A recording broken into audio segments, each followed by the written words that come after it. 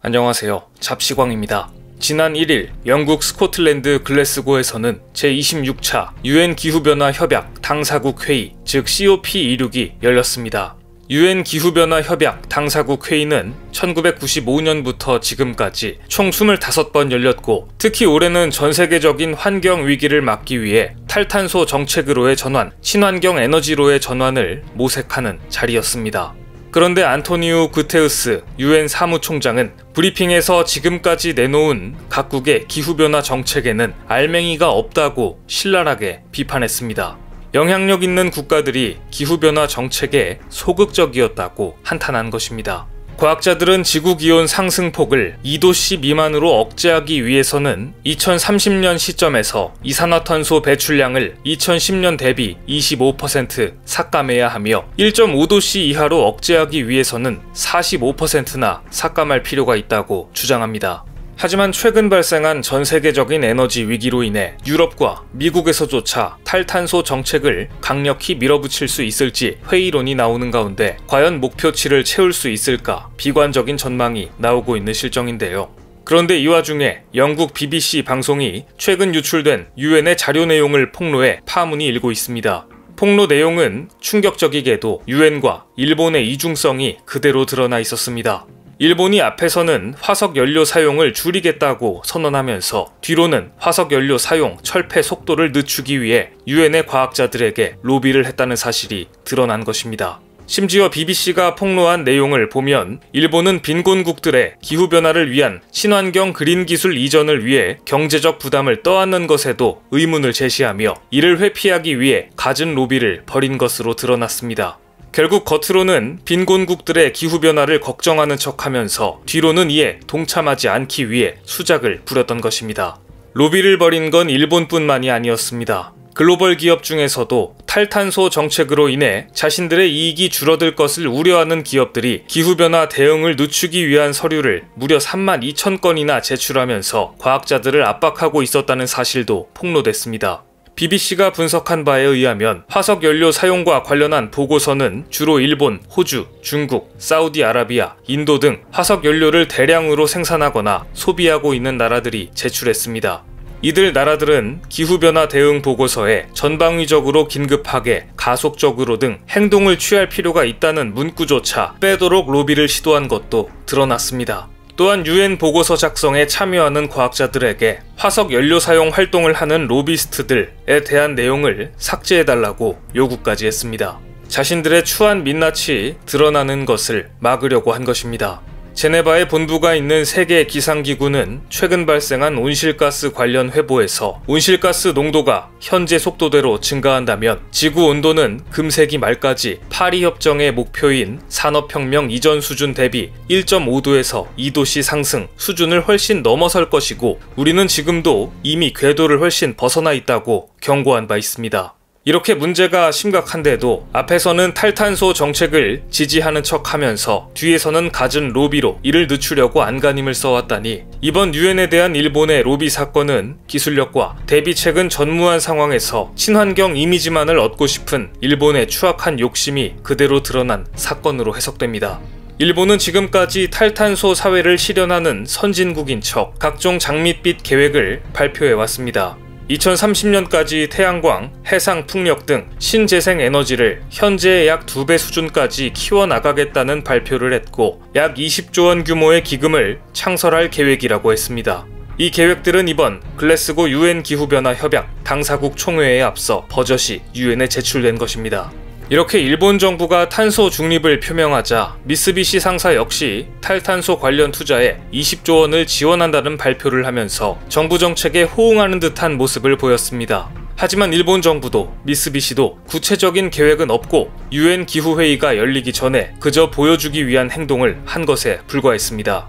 또한 뒤로는 UN에 이렇게 로비를 하고 있었으니 미쓰비시의 자금이 진짜 탈탄소 투자에 쓰였을지, 로비를 포함한 각종 비리에 연관된 게 아닌지 의심스럽기까지 합니다. 사실 일본은 겉으로는 탄소 절감을 외치고 다른 선진국들을 따라할 것처럼 말하고 있지만 실상은 에너지 시장의 변화를 두려워하고 있습니다.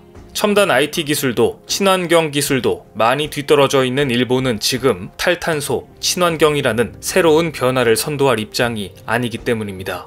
이 같은 모순된 분위기는 최근 일본에서 방영 중인 드라마에서도 확인할 수 있습니다.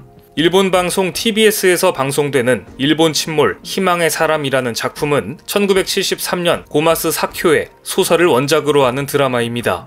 이 드라마는 대규모 지각 변동으로 일본에 역대급 지진이 발생하고 일본 열도가 바다로 가라앉는다는 것을 기본 설정으로 합니다. 무서운 이야기지만 일상적으로 지진을 겪는 일본인들에겐 허무맹랑한 공상이 아니라서 그런지 최근 일본인들의 몰입도가 상당합니다.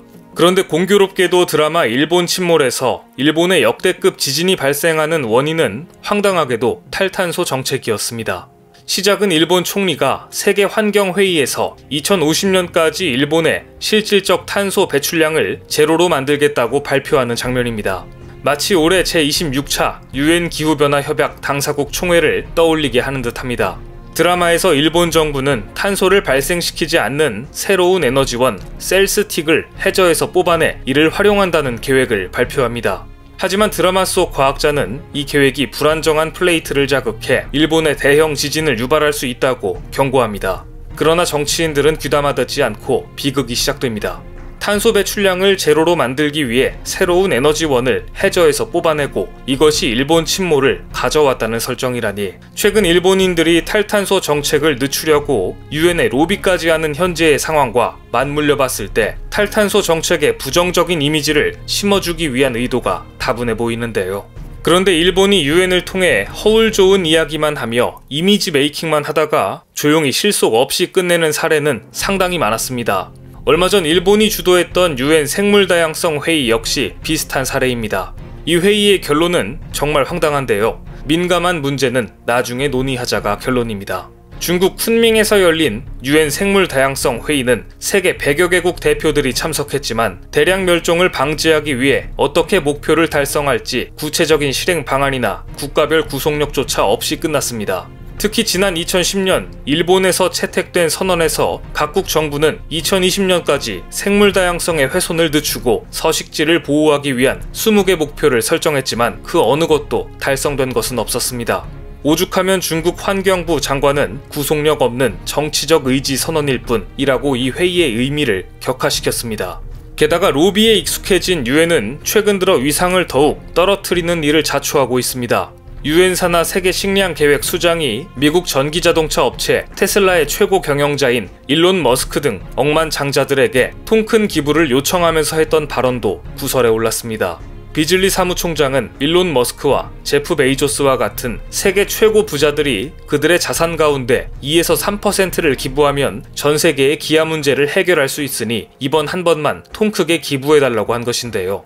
기아 위기에 처한 4,200만 명을 살리기 위해 약 7조 원이 필요하다고 한 것입니다. 그러자 머스크 회장은 곧바로 트위터에 이런 글을 올렸습니다. 세계 식량 계획 WFP가 60억 달러로 세계 기아를 어떻게 해결할 수 있는지 설명할 수 있다면 지금 당장 테슬라 주식을 팔아 기부하겠다. 기부금을 내면 그 돈이 어떻게 어디에 쓰이는지 치밀하고 투명한 계획을 공개해라. 그럼 하겠다 라고 맞받아친 것입니다. 돈을 요구하기 전에 구체적인 기부금의 사용처와 기아 해결 방법을 내놓으라며 오히려 한 방 먹인 모양새인데요. 그만큼 국제기구들이 기부금의 사용처를 명확히 해야 한다고 간접적으로 비난한 것입니다.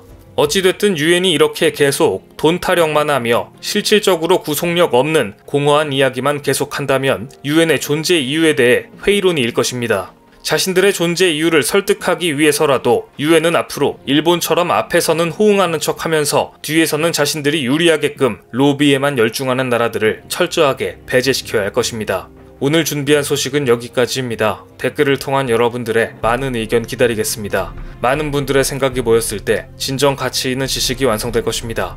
시청해주셔서 감사합니다.